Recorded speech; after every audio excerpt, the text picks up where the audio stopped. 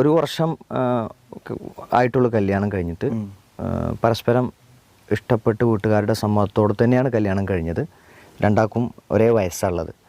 പരിചയപ്പെട്ടു. പിന്നെ കുറച്ച് കഴിഞ്ഞപ്പോൾ തന്നെ ഭർത്താവിന് ജോലിയൊക്കെ കിട്ടിപ്പോയി. പക്ഷേ പെട്ടെന്നൊരു ദിവസം വീട്ടുകാരോടൊന്നും അറിയിക്കാതെ ഭർത്താവ് നാട്ടിലേക്ക് വരുന്നൊരു സാഹചര്യം ഉണ്ടായി എന്നാണ് പറയുന്നത്. അപ്പോൾ അതിൽ നിന്ന് ചുരുക്കി പറയണത്, ഇവരുടെ ഈ പ്രണയകാലത്തോ പഠനകാലത്തോ ഒന്നും ഭർത്താവിനൊരു മെൻ്റൽ ഡിസോർഡർ ഉണ്ടായിരുന്നു എന്നറിയില്ല. ഒരു ബൈപോളാർ ഡിസോർഡർ ആണ് എന്നാണ് ഈ പറയണത്. ഇപ്പോൾ പിന്നെ ഭർത്താവിന് ഇങ്ങനെ ഈ ഒരു അവസ്ഥയെ, ടെൻഷൻ ഇല്ലാത്ത അവസ്ഥ ഇങ്ങനെ കൊണ്ടുപോയാൽ എന്ത് ചെയ്യും, ഭർത്താവിന് പ്രശ്നമൊന്നും ഉണ്ടാവില്ല എന്നാണ് ഡോക്ടർമാരൊക്കെ പറയണത്. പക്ഷേ എന്ത് ചെയ്തിട്ടില്ല, വീട്ടുകാർ ഇതിൻ്റെ മുമ്പോ കല്യാണത്തിൻ്റെ അന്വേഷണ സമയത്തോ വീട്ടുകാർ തമ്മിൽ സംസാരിക്കുന്ന സമയത്തോ ഒന്നും ഇങ്ങനെ ഒരു പ്രശ്നമുള്ളതായിട്ട് വീട്ടുകാർ പറഞ്ഞിട്ടുമില്ല. അപ്പോൾ വഴക്കുകളൊന്നും ഇല്ലാതെ ഇങ്ങനെ കൊണ്ടു നടക്കണം എന്നാണ്. പക്ഷേ ഇവരിപ്പം കുറച്ച് കാലമായിട്ട് ഇവരുടെ വീട്ടിൽ തന്നെയാണ്. വീട്ടുകാരെന്ത് ചെയ്യുന്നില്ല, അങ്ങോട്ട് പോകാനോ ഒന്നും സമ്മതിക്കണില്ല. ഭർത്താവിനാണെങ്കിൽ ഇവരോട് വലിയ ഇഷ്ടമാണ്. ഇവർക്ക് അങ്ങോട്ടും ഇഷ്ടത്തിന് കുറവൊന്നുമില്ല. പക്ഷേ ഇപ്പോഴും ഇങ്ങനെ ഭർത്താവ് മെസ്സേജ് അയച്ചുകൊണ്ടിരിക്കുന്നുണ്ട്, വീട്ടിലേക്ക് വരണം എന്നൊക്കെ പറയുന്നുണ്ട്. ഇപ്പം ഇനി എന്താണ് ചെയ്യേണ്ടതെന്നുള്ളതിൽ വലിയൊരു സങ്കടത്തിലാണുള്ളത്. ഇത് സത്യത്തിൽ നമുക്കൊരു വലിയ തെളിവാണ് ഇന്നത്തെ നമ്മുടെ ഈ ചർച്ചയിൽ, പ്രേമത്തിൻ്റെ ചർച്ചയിൽ. എന്താ തെളിവെന്ന് വെച്ചാൽ, ഈ പ്രേമിക്കുന്നവർ പറയുന്ന വലിയൊരു ന്യായമാണെന്ത്, നമുക്ക് ഒരു പരിചയമില്ലാത്ത ഒരാളുടെ കൂടെ ഒരു ദിവസം ജോയിൻ ചെയ്യുകയാണല്ലോ അറേഞ്ച്ഡ് മാരേജിലുള്ളത്.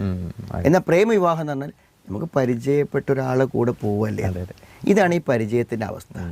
ഇപ്പോൾ ഈ ബൈപോളാർ മാനസികമായ ഒരു വലിയ പ്രശ്നം, മെഡിസിൻ ഉപയോഗിക്കുന്ന ഒരു വ്യക്തിയാണ് ഇദ്ദേഹം എന്നത് ഈ പെൺകുട്ടിക്ക് മനസ്സിലാക്കാൻ കഴിഞ്ഞില്ല.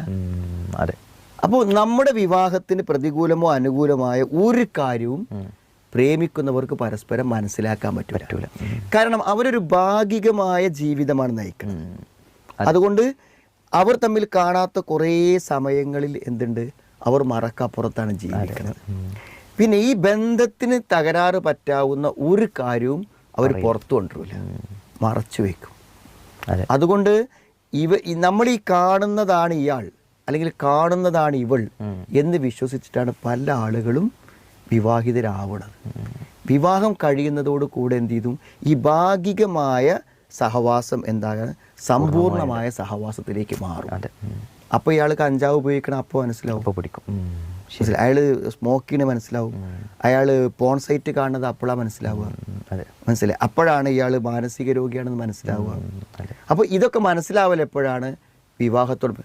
എന്നാൽ അറേഞ്ച്ഡ് മാരേജിൽ എങ്ങനെയാണ്, നമ്മളിതൊക്കെ അന്വേഷിക്കും. ഇവർക്ക് അന്വേഷിക്കേണ്ട, കാരണം അത് നടത്താൻ തീരുമാനിച്ചാണല്ലോ, അന്വേഷിച്ചിട്ട് കാര്യമില്ല. ഇനിയിപ്പോൾ ഒരു പെൺകുട്ടിക്ക് പ്രേമുണ്ടായി വിവാഹം കഴിക്കണം എന്ന് പറഞ്ഞു വിചാരിക്കുക. അപ്പോൾ നമ്മൾ എല്ലാം അവനെക്കുറിച്ച് അന്വേഷിച്ചു. നമ്മളിപ്പോൾ പിന്നെ പോലീസ് സ്റ്റേഷനിൽ അവന് കഞ്ചാവ് കേസിൽ അകപ്പെട്ട ആളാന്ന് പറഞ്ഞാട്ട് അതിൻ്റെ FIR കൊണ്ടേ കൊടുത്താൽ പോലും ഇവള് പറയുന്നത് ആയിരിക്കാം, പക്ഷെ എനിക്കത് ശരിയാക്കിയെടുക്കാൻ കഴിയുമെന്നേ അവൾ പറയും. അപ്പോൾ അതുകൊണ്ട് അന്വേഷണങ്ങൾ കാര്യമില്ല. എന്നാൽ പിന്നെ അറേഞ്ച്ഡ് മാരേജിലോ അന്വേഷണങ്ങളിൽ ഒരു പ്രതികൂലാവസ്ഥ ഉണ്ടെങ്കിൽ എന്താ ഉണ്ടാവുക, കല്യാണം മുന്നോട്ട് പോവില്ല. അവൻ്റെ വ്യക്തിത്വം, അവൻ്റെ സ്വഭാവം, അവൻ്റെ മതപരമായിട്ടുള്ള കാര്യങ്ങൾ, അവരുടെ സാമ്പത്തിക നില, അവരുടെ വീട്, അവരുടെ ബന്ധുക്കൾ, അവൻ്റെ ജോലി, വയസ്സ് എല്ലാം നോക്കൂലേ. ഇതൊന്നുമില്ലല്ലോ. ഇനി എന്ത് പ്രതികൂലം കണ്ടെത്തിയാലും അവർക്കൊന്നിച്ച് ജീവിക്കണം എന്നുള്ളതാണ് വരിക. അപ്പോൾ അതാണ് ഇതിലെ ഒരു പ്രശ്നമുള്ളത്. പിന്നെ നമ്മൾ സാധാരണ പറയുന്നൊരു പ്രയോഗമുണ്ട്, അതും ഈ ചോദ്യം വായിച്ചപ്പോൾ എൻ്റെ മനസ്സിലേക്ക് വന്നു. അതായത് പ്രേമം എന്നുള്ളൊരു തെറ്റാണല്ലോ. ഏത് തെറ്റിനും ഒരു ദുരന്തം നമ്മളെ കാത്തിരിക്കുന്നുണ്ടാവുമല്ലോ. അപ്പോൾ പ്രേമം എന്നതിൻ്റെ ശിക്ഷയാണ് എന്ത്, ഈ വിവാഹം എന്നത്.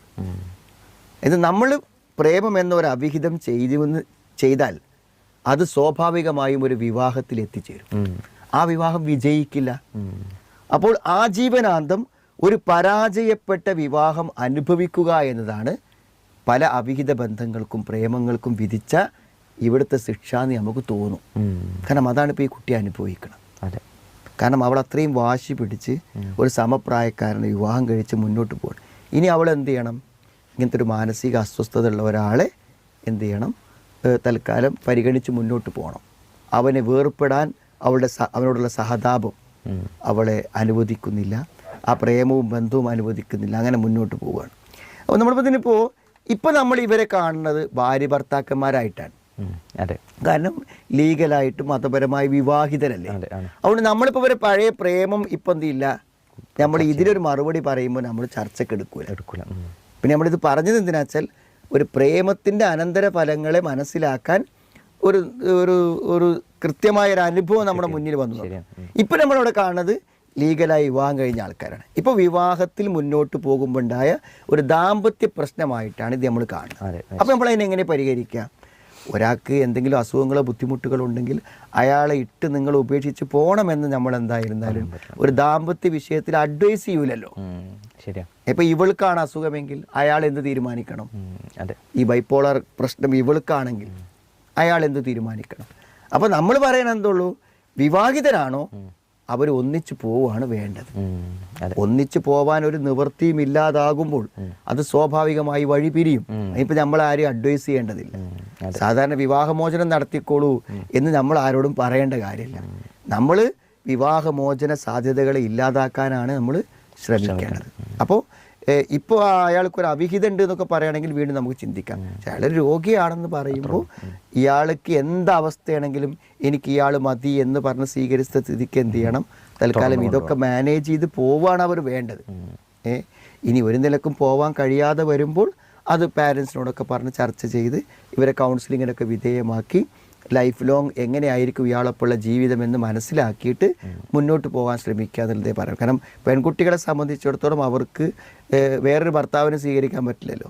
അതുകൊണ്ട് ഒരു ഭർത്തൃ ജീവിതം ഇയാളിൽ നിന്ന് മാത്രമേ കിട്ടുള്ളൂ.